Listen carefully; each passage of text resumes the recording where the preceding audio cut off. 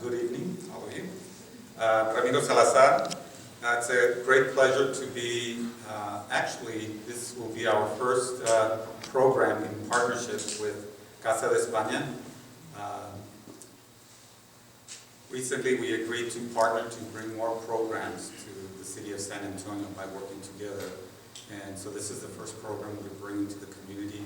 We're extremely excited to be working with Dr. Juan Carlos Moreno, professor at the University of Incarnate Word, and his wife, Katy Moreno. Where is Katy? Here. It's been a pleasure working with both of you. We look forward to strengthening our partnership and bringing more programs to San Antonio by working together. It's an opportunity to celebrate our language, Spanish language, and to bring authors and programs that relate to our Spanish culture. So at this time, it's my honor to welcome to the podium our partner and now my friend, Dr. Juan Carlos Moreno.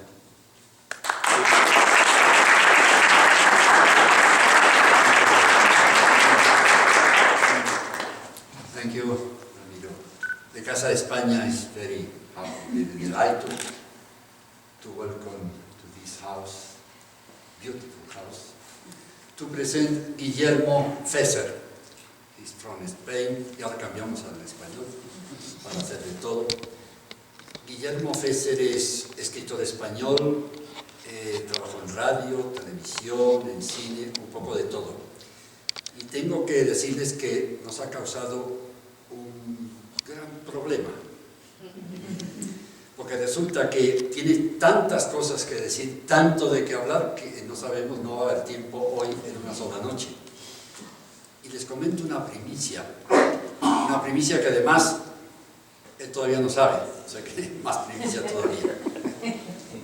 Todos han oído hablar de ese viaje que se proyecta a Marte, ¿sí?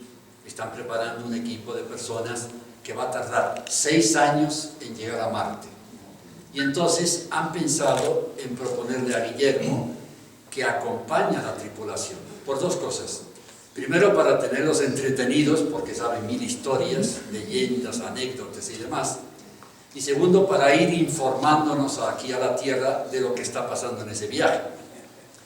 No sabemos si va a aceptar o no, el caso es que todavía no se lo han propuesto. Pero en fin, ustedes al final de la charla van a poder preguntar en inglés, en francés y en español. Así es que, sin perder más tiempo, dejo a Guillermo Fesser que se presente él solo y un aplauso para él.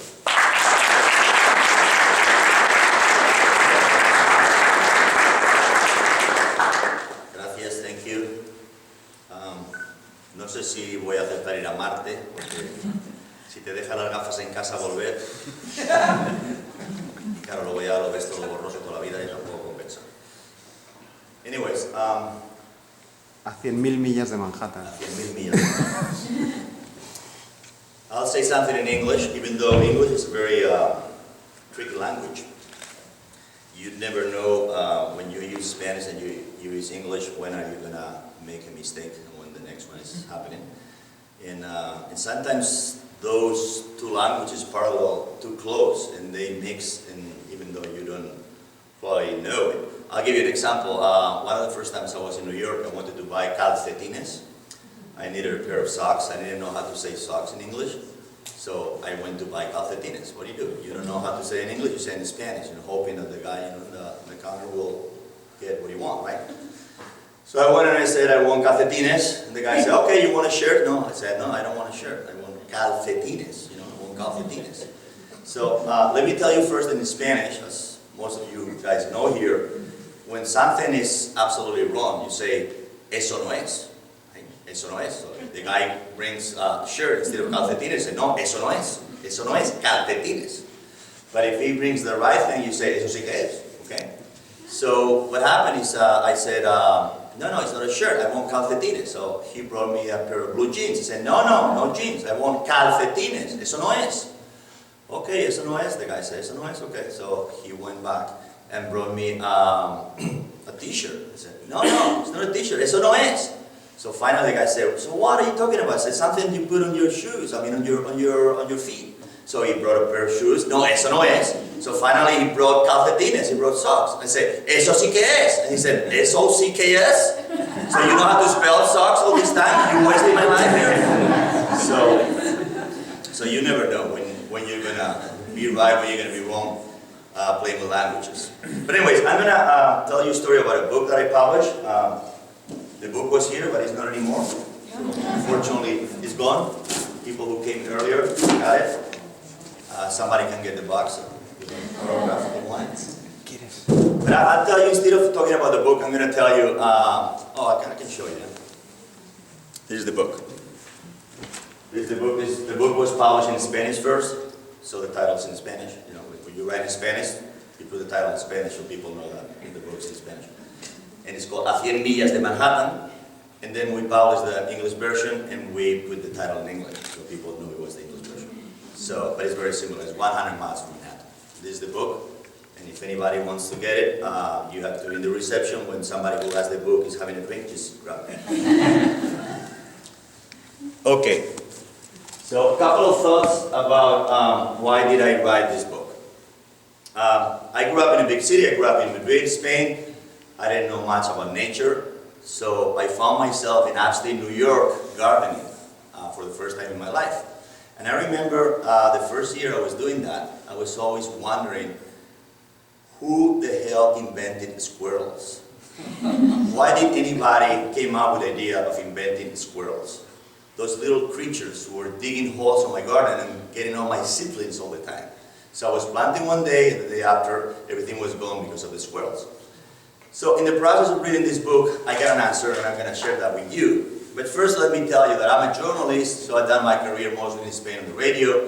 I have a decent life. I have almost over 1 million listeners every day. I was meeting a lot of people, having fun, and one day I packed up the whole thing and moved to New York. Why? My wife is from New York. Duh.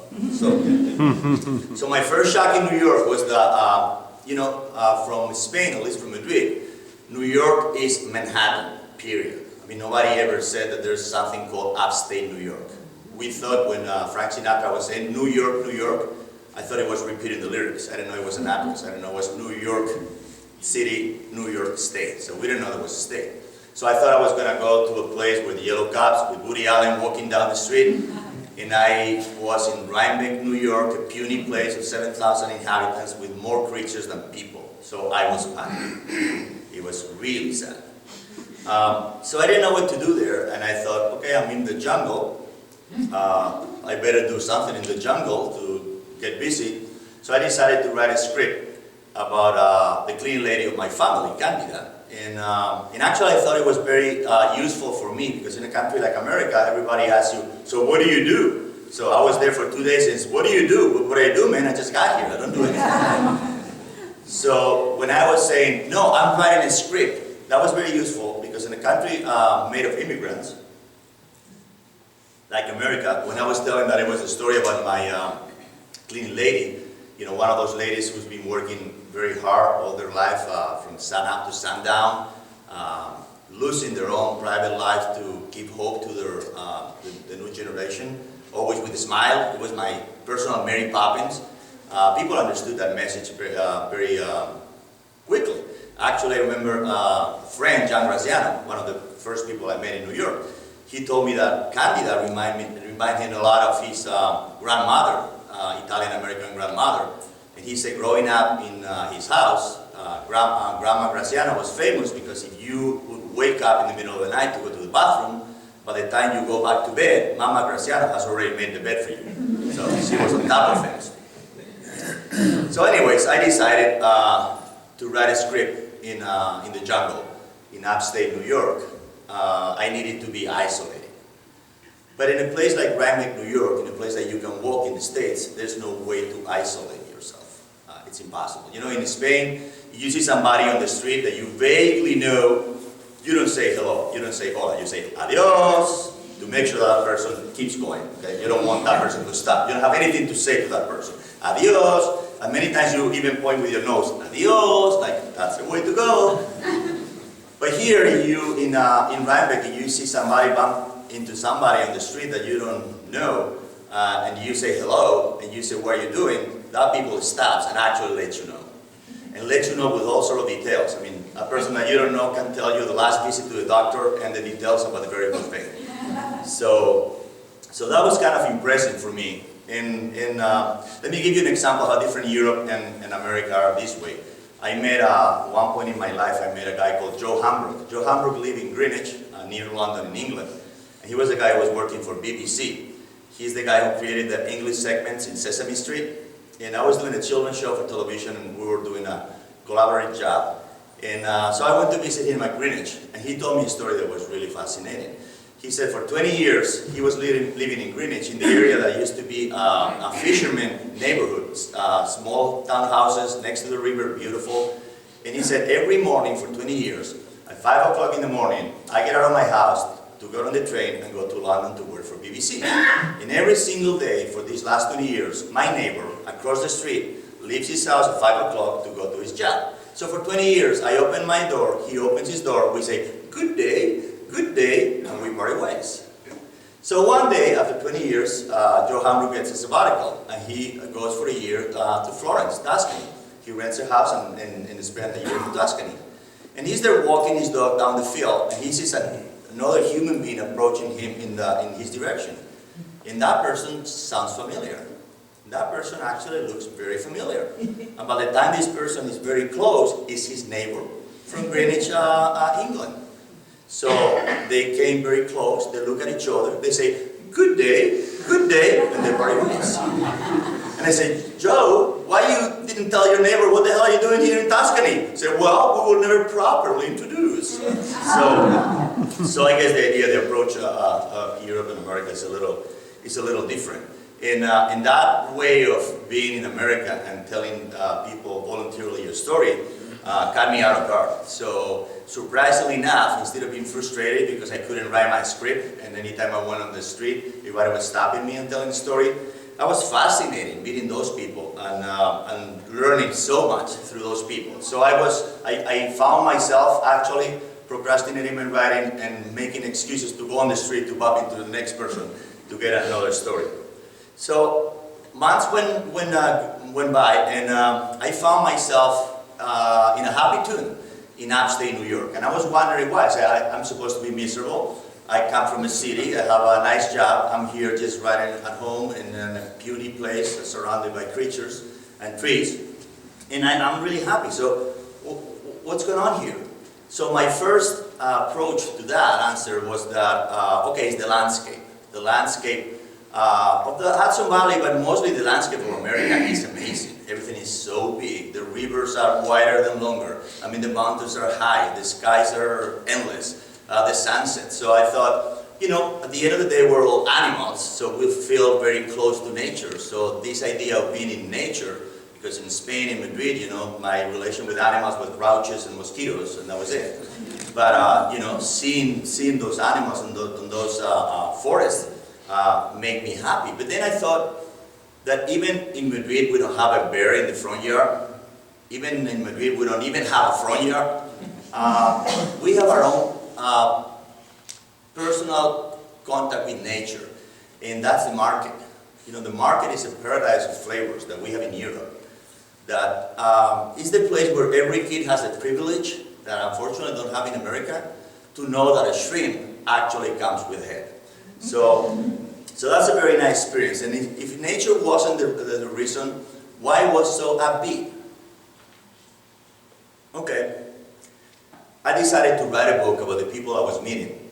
And in that process, I thought maybe I will find the answer. And in keeping writing, I realized that actually what makes the story interesting is not the actual story, but it's the characters. In fact, there's not many stories you can write about. There's probably only two stories. It's A, either he or she loves me, B, either he or she loves me not. And after that, you can do variations. You can do, okay, because she doesn't like me, I'm going to kill her. Okay, because he loves me, I'm going to marry him. And it's about your father, and it's about your girlfriend, it's about your son, it's about your neighbor. It's love and hate, pretty much. But what makes a story unique is the characters, the way the characters play the same story again and again. And I give you an example. I many times in writing courses, I have students that said, oh, we have an anxiety, we don't know what to write about, we have to come up with a story. I said, no, you don't have to come up with a story. What you have to do is get a story that you love and copy the story and change the characters. I give you an example. If you like Romeo and Juliet and you think that Romeo and Juliet works, get Romeo and Juliet, copy the whole thing from page 1 to page 99. And the only thing you have to do is, instead of Romeo, write about the CEO of Goldman Sachs, and instead of Juliet, write about a cashier in a Walmart. Then you have a completely different story. A completely different story, but it's still the same essence of Romeo and Juliet. So you get another great story. So the characters would make the story interesting.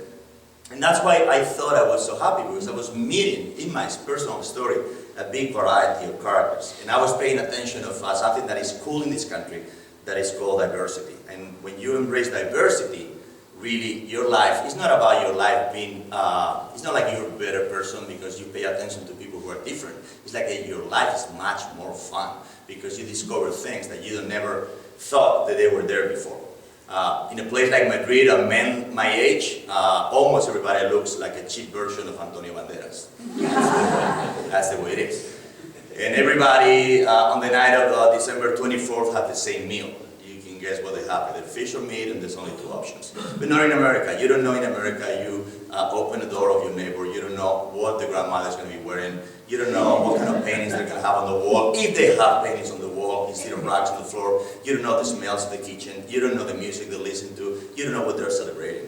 So that diversity is what made me happy and kept me writing about characters that I was meeting in Rhinebeck, not necessarily from Rhinebeck, but characters that I thought they were unusual, and they were so interesting for me. I remember when I got a Fulbright scholarship to study film, and I went to the University of Southern California. Well, it's a great institution, I have great teachers, but looking back, if I think of the guy who taught me how to lead a set, the cinematographer, Woody Omens, who was the guy who was filming all the features of Eddie Murphy at the time, I don't think Woody Omens was technically more advanced than Giuseppe Civit, who's the cinematographer who shot my movie Candida later on in Spain. So if the technical aspect is not what makes the American movies what they are, why the American dramas were thriving all over the planet? What was the answer? And for me the answer was again the characters. When you write a story, you copy what you see. You copy from the characters you have around. You get pieces of their lives and put it in your script. So Americans are lucky because they have a bigger variety of characters to copy from. And that's why the American stories are more surprising and less predictable. And that's the idea. So to enjoy the diversity, all you have to do is say hello and listen to those people, right? Sometimes we don't listen to those people, sometimes we see the diversity is there, but we don't embrace the diversity for many reasons. And one of the reasons is many times we're shy, or many times we don't know how to act with those people because they're different from us, so we are a little jerky in that situation. I'll give you an example. I had a meeting with a CEO to do some business, and the CEO of that big company in Spain came in a wheelchair. I didn't expect him to come in a wheelchair. And he came in a wheelchair and he couldn't move his hand, so he only had a little mobility in the thumb, and he was like, you know, with the thumb moving the chair, going, like no more than that. Anyways, the guy was a very nice guy. We had a great meeting, and it was good business. So at the end, I had to say goodbye, right? To say thank you and properly say goodbye. So I was wondering, should I shake his hand? Because, you know, I'm a polite guy and I'm going to say thank you very much. Or should I not, because I'm going to make him feel uncomfortable because he can move his hand and he's going to feel, oh my God, you know, the whole thing, the paralítico syndrome is going to show up and it's going to be a moment of disgrace. So out of sheer confusion, what do? I look at the guy and I give him a kiss on the forehead.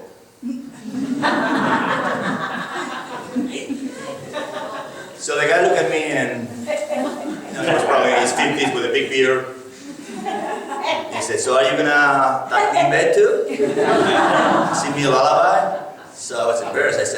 I explained what happened. He said, of course you shake my hand because I can't, but I expect you to be polite and do it. And in doing so, you're gonna make me feel like I'm a human being like any other person instead of a weirdo. Because you don't do it, I'm gonna notice that you don't do it. And I'm gonna see that there's something weird going on.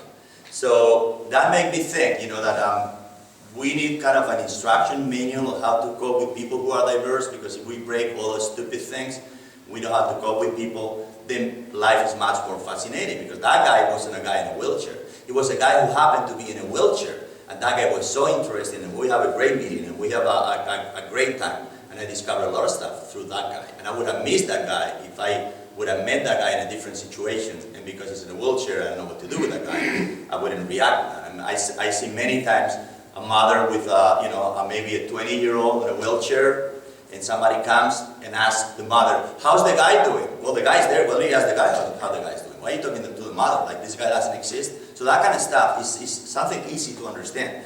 But it's opened the door to have a life that is much more fun, because we're not linear. It's not like we are only one thing.